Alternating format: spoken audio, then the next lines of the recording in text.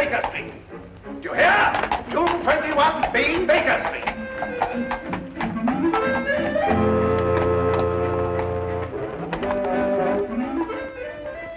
And you're an idiot, too.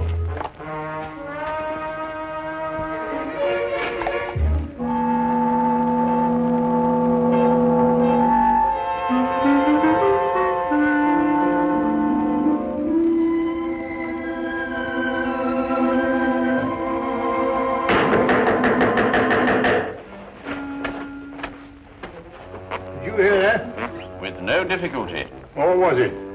Well, according to my deductions, I should imagine that someone is at the door. Oh. Well, Watson, won't you see who it is? No, well, I should. All right.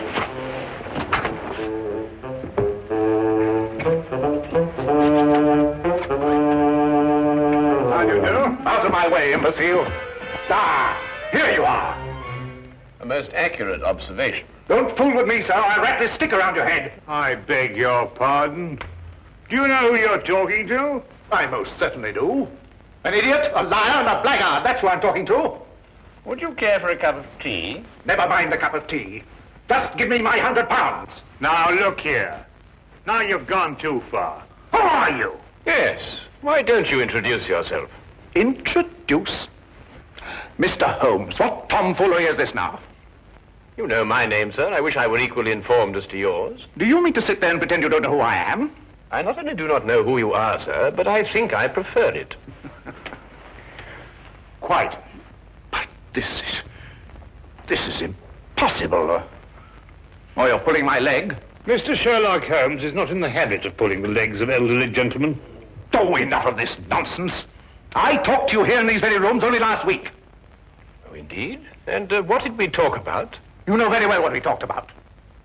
I informed you that several attempts have been made on the vault of my home. I asked your advice concerning a safer place for the family jewels, securities, and other valuables. Oh? And what was my advice? Don't you remember? You said that thieves never look in the obvious places for valuables. They only look in the places that are not obvious. Therefore, I should put my precious things in an obvious place, which would then become inobvious. Or some such dribble. Anyway, I took your word for it, and you charged me £100, too. Did I? I take it the advice was not very effective. Effective?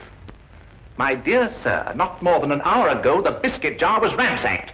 Completely ransacked. Biscuit jar? I offer you my full sympathies, Mr. Sir Arthur Treadley. Oh, Sir Arthur. However, the loss of your valuables represents only one crime in this pattern. What do you mean?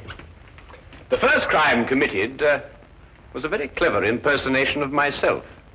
For last week, when we presumably were holding our rather unusual discussion, I was in Brighton with Dr. Watson. Yes, we had sort of a holiday. Gone the entire week. Very enjoyable, eh? Are you certain? There can be no doubt, sir. Then I talked to... An imposter. But he looked exactly like you. It's interesting, eh, Watson? Yeah. What did I look like? You were in Brighton. We both were. Well, this is the most amazing. It certainly is, sir. I hardly relish the thought of a stranger wearing my slippers and smoking my pipe. Not to mention the fact that he's traded on your name to achieve his own illegal ends. Well, I see that I can hardly blame you, but still, something should be done about it. Something shall be done about it, sir. This imposter must be apprehended. You should report the matter to the police. Oh, no, I think you can trust Sherlock Holmes. This Sherlock Holmes. Good. Here's my card, sir. Please contact me as soon as you've uncovered the scoundrel. I should very much like to meet him, face to face. Exactly my wish, sir. Good day, then, gentlemen.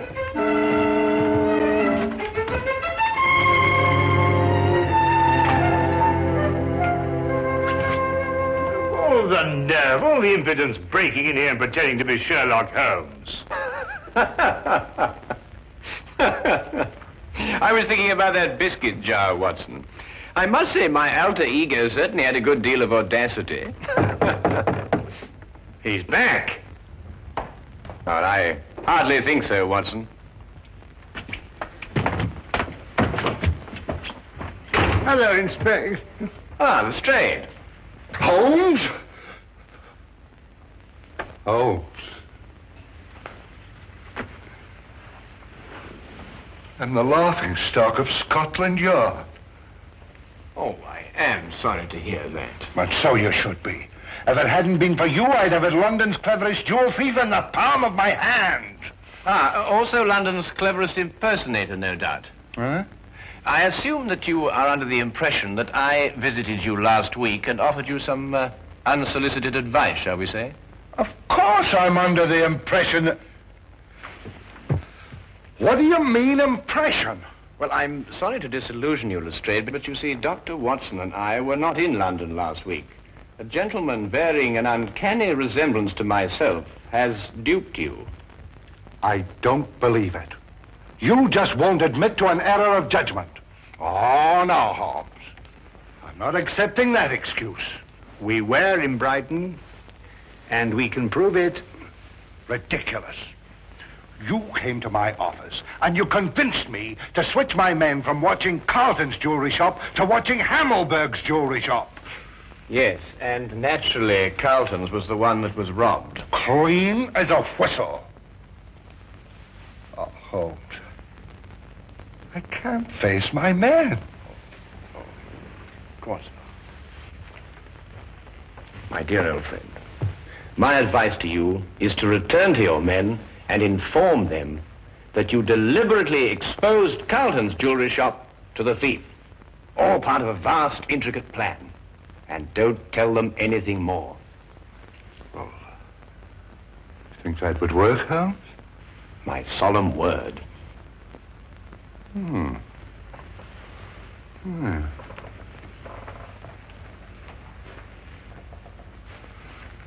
do that, Holmes. That's just what I'll tell them. They won't be able to make me out, will they? You will continue to be a puzzle to them. Yes. Oh, thank you, Holmes, thank you. Oh, by the way, you weren't serious about that impersonator, were you? Quite serious. Ridiculous.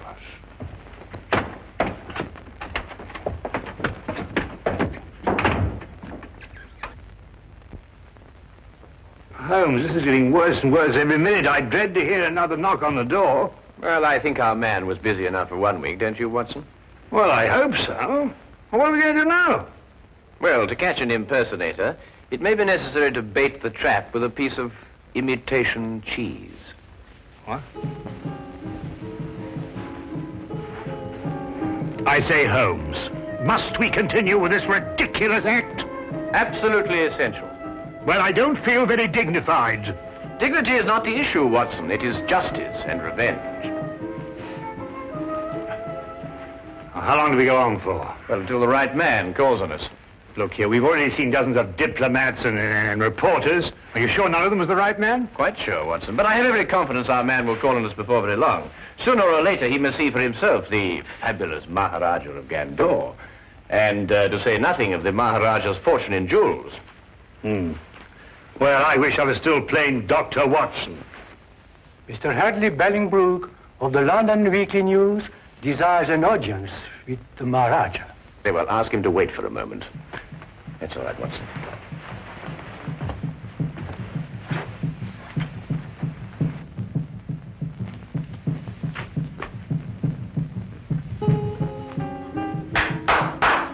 Show Mr. Bellingbrook in.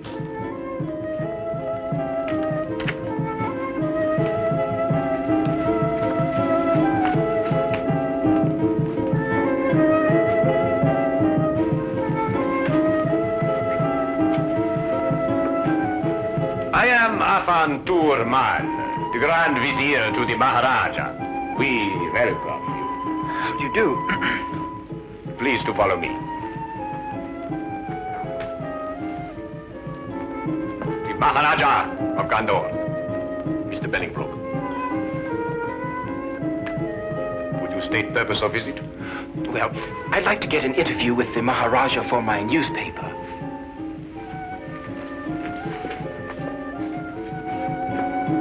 Pundri Hai, Iskla, Garibalahira. We grant interview. First question, please. Well, actually, I wanted to do what we in London call a feature story. Naturally, I know that every newspaper has already covered the fact that the Maharaja is honoring us with a visit. I thought, therefore, that we might have, well, just sort of an informal chat. Very interesting, very interesting. We grant an informal chat. Thank you. Your Highness, the population of London has heard a great deal about your jewels. I wonder, would you tell me what their value is?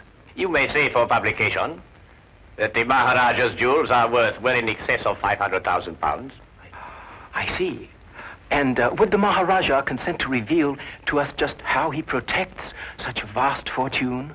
The Maharaja retains 30 men whose sole task it is to guard the vast wealth. Very interesting. Yes, but it is not the fear of theft that disturbs the Maharaja. Oh? May I inquire just what it is that disturbs the Maharaja? Mr. Bellingbroke, we are faced with a delicate situation. May we take you in our confidence? Oh, yes, of course. Well, the truth is that the Maharaja's daughter is in love with a young Englishman. I had no idea. Oh, it is all too true, but we are plagued with doubts. Doubts? Yes. We would like to know if the young man is sincere in his affections, or, as you might term it, is he a fortune hunter? So you see, to most men, £500,000 is a fortune. That is a serious problem. Indeed, we would ask you in the greatest confidence if you could recommend to us a private individual who could carry out some discreet investigations into the young man's background and motives, eh? Have you not heard of Sherlock Holmes? Sherlock Holmes? No. The name falls strangely on our ears. I assure you, sir, the man is a master in matters of this nature. Then perhaps he is the one we seek. I'm sure he would be delighted to assist you. However, he is quite busy. I can't say exactly when he will be available. Then perhaps you could manage to have a word with him and persuade him to give us an interview. Indeed, I shall. I will inform you the moment that he's in a position to accept the Maharaja's problem. We will be present when the time comes. You have been of great assistance. Already you have lightened the royal burden.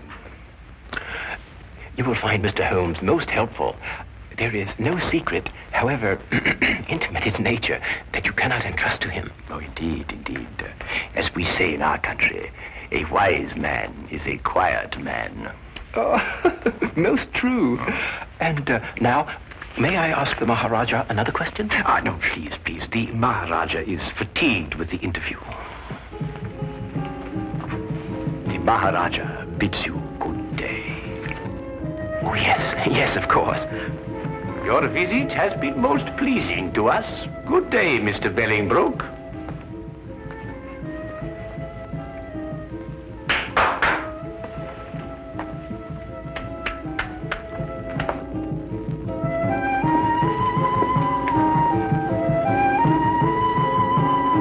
May I speak now? Certainly, Watson. What would you like to say? Eh? Oh, no, nothing really. Oh. Look here, Holmes. Why did you tell that fantastic story, something about a daughter and an Englishman? Well, you're aware, of course, that Mr. Bellingbroke was not a member of the press. Oh? Seemed legitimate enough to me. Hardly. You see, there were no signs of the true journalist about him.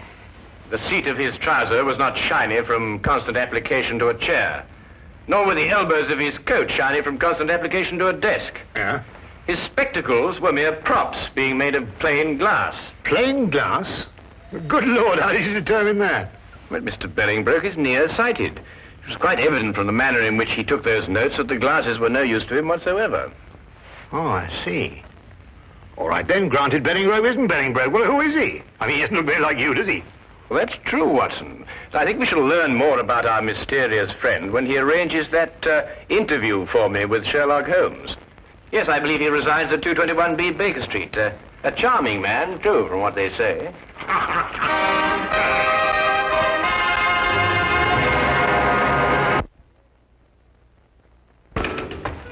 Cabby? I say, Holmes, you did say we were just going through the motions of leaving the city. Yes, correct. But, well, hey, where are we actually going? Well, straight back to our rooms at the hotel, where you will get out of your clothes and resume your instant characterization of the Maharaja of Gandor.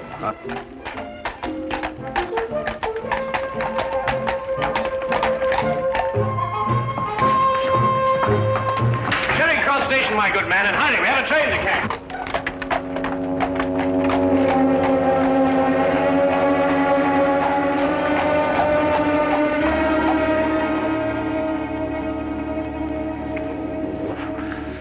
I wish they wore bowlers.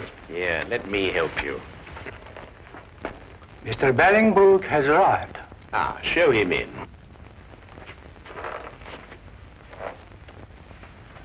Maharaja. Huh? Ah, Mr. Bellingbrook. We greet you in peace and in hope. I think your hope is justified. Then you bring good tidings? I do. We had a good stroke of luck, and Mr. Holmes waits you this evening. Splendid. 8 o'clock would be most convenient for His Highness. I'm sure that would fit in with Mr. Holmes' schedule. We are most happy, Sahib. By the by, where does this Mr. Holmes reside? The address is 221B Baker Street. Baker Street. Ah, that has something to do with cakes and bread, no doubt.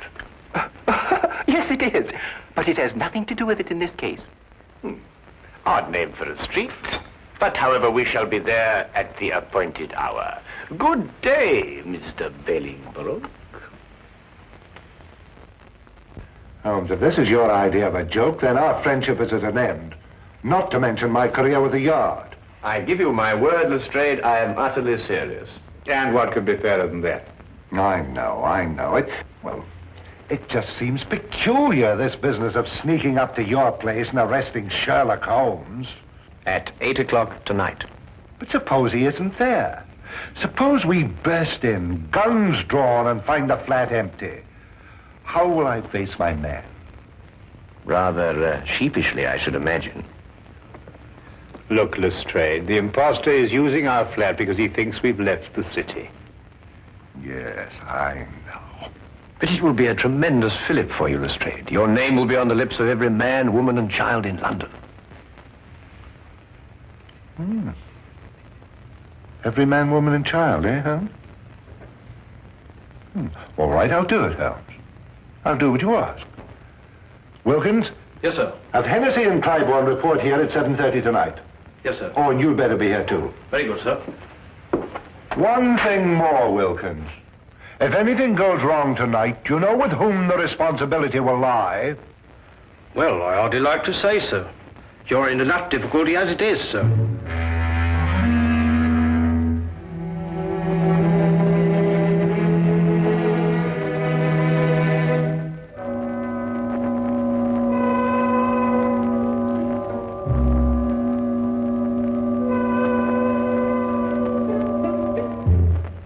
It will be necessary to surprise our unwelcome guest. Of course.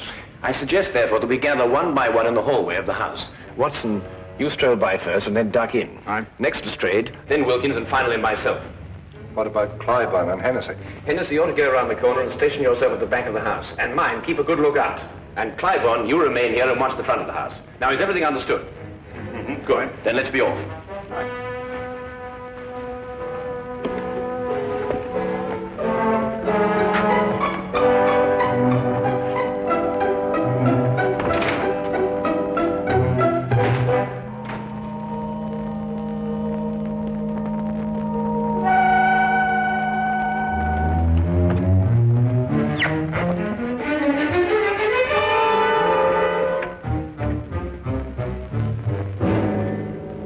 Good evening. Very good. I must say the resemblance is quite remarkable. It is remarkable, but I should have known better than attempt to deceive you, Mr. Holmes. My error. I think you'd better come along quietly. I have no other choice, have I? You quite outnumber me.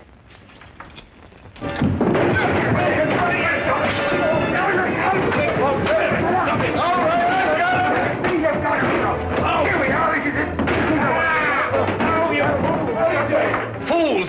You've got the wrong you don't. We've had enough of your tricks. Lestrade, Watson, he's getting away. Let me up. Let you up, give you another chance to escape, more likely. You'll pardon me, gentlemen, but I believe you're sitting on the real Mr. Holmes. What makes you think so, Wilkins? Well, if he's the imposter, where is the real Mr. Holmes? Yes, of course, you idiots. The real Holmes would run away. There should be two of us. Oh, my goodness, he's right. I'm most terribly sorry, Holmes. No time for all that now, Watson. Please, come on.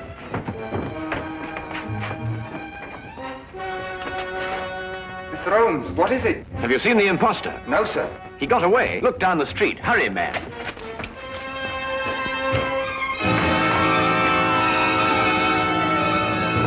Don't move. Cliburn, what are you doing? Why, Mr. Holmes just told me that the imposter... Oh, my goodness. Where did you see him, Cliburn? Right at my post. I don't know which direction he took. Well, he can't have gone very far. Yeah, what's that, Watson? Why, it's Putty. Mr. Holmes, Alfred. how did you get here so quick? Alfred, where was I when you last saw me? Right, down the street quite a way. And which direction was I going? Don't you know, sir? No, that's why I'm asking you. Tell me quickly. Why, it looked like you was cutting over the red line. Thank you, Alfred, for your assistance. I said hello, but you acted like you didn't even know me.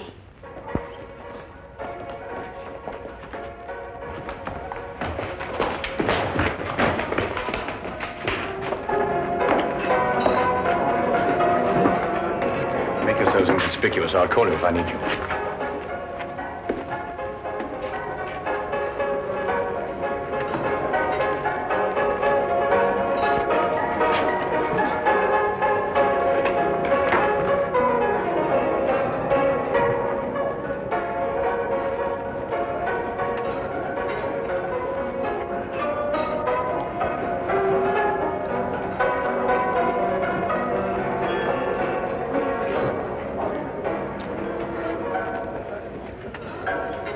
Meet again, Mr. Bellingbroke. I beg your pardon. Disagreeable stuff, Putty, isn't it? The way it sticks to everything. Your hand at cut. No, I wouldn't advise you to do that. There's no point in trying to run away again. You see, there can be no possible confusion between us this time.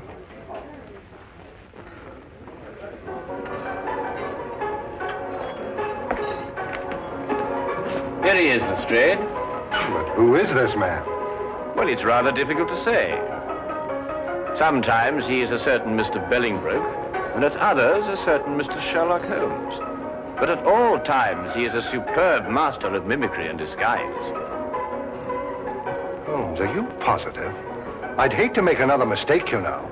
Have no fear, Lestrade. You will discover on his person the putty with which he remodels the features of his face. And you may also undoubtedly discover that at one time or another, he was a more than competent actor.